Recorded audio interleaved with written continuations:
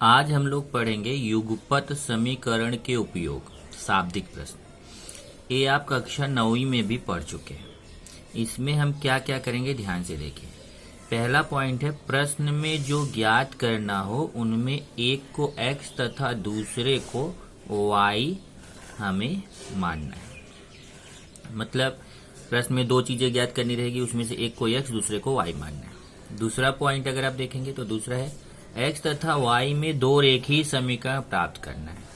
हमें खुद से x और y में दो समीकरण प्राप्त करेंगे। प्रश्न में दो शर्तें दी रहेंगी, उसके अनुसार हमें दो समीकरण प्राप्त करना रहेगा।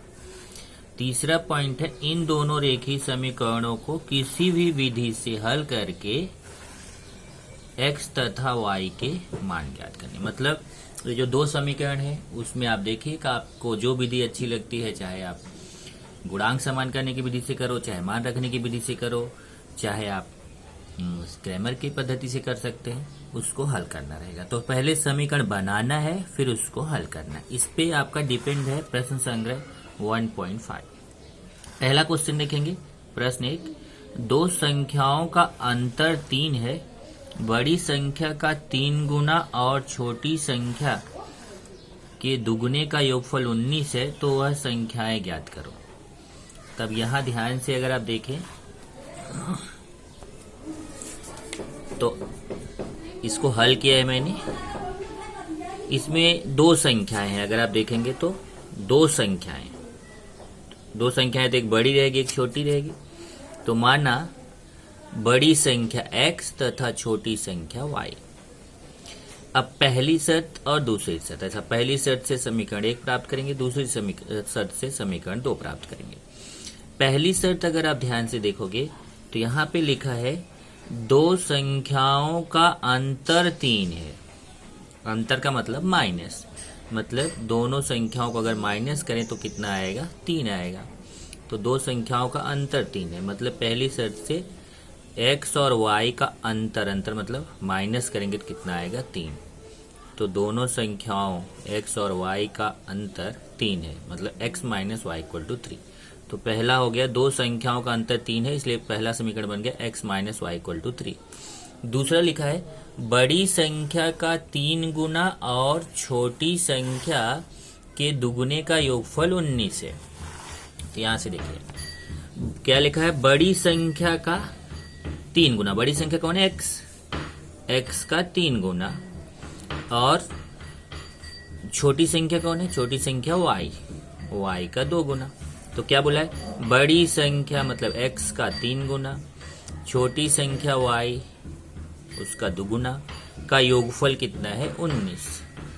तो ये 3x ये 2y हो जाएगा, तो 3x plus 2y equal to 19। ये समीकरण 2 हो गया। अब इस समीकरण 1 और 2 को हम किसी भी विधि से हल कर सकते हैं।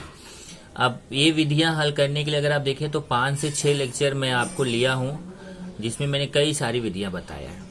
यहाँ पे मैं गुणांक समान करने की विधि से इसको हल करने जा रहा हूँ।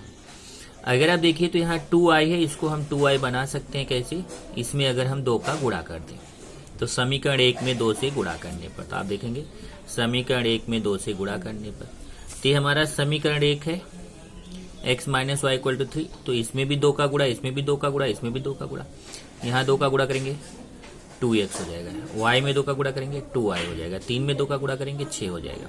तो इस तरीके से समीकरण 1 के तीनों पद हैं x, y और 3, सब में हमने 2 का गुणा कर दिया, 2x 2y और 2 3 6। अब आप समीकरण 2 और 3 को देखें, यहाँ प्लस 2i यहाँ माइनस 2i है, ये अपने आप कटेगा। तो आपको लिखना है समीकरण 1 तथा 2, समीकरण 2 तथा 3 को जोड़ने पर। तो समीकरण 2 लिख दिया, समीकरण 3 लिख दिया, जोड़ेंगे तो y कट जाएगा, और यहाँ से 3 और 2 5x, ये प्लस चिन्ह बताता है कि जोड़ रहे हैं, 3 2 5x, और यहाँ प्लस प्लस जोड़ेंगे 19 से 25, 5 का गुणा उधर जाके भाग, 5 5 25। इस तरीके से आप देखेंगे तो आपको मिलेगा x का मान 5 मिलेगा। x का मान जो 5 मिला है, उस x के मान को आप समीकरण 1 में रख सकते हैं, 2 में रख सकते हैं, 3 में भी रख सकते हैं, कहीं पे भी रख सकते हैं। x का मान किसी भी समीकरण में रख के आप y का मान निकाल सकते हैं। तो हम यहाँ पे y का मान निकाल लिए, तो x का मान आ गया कितना, x का मान आया 5 और y का मान आया 2, तो बड़ी संख्या हो गई 5 और छोटी संख्या हो गई 2। तो उत्तर हो गया बड़ी संख्या 5 तथा छोटी संख्या 2। तो पहले आपको समीकरण बनाना है, फिर उसको हल करना है।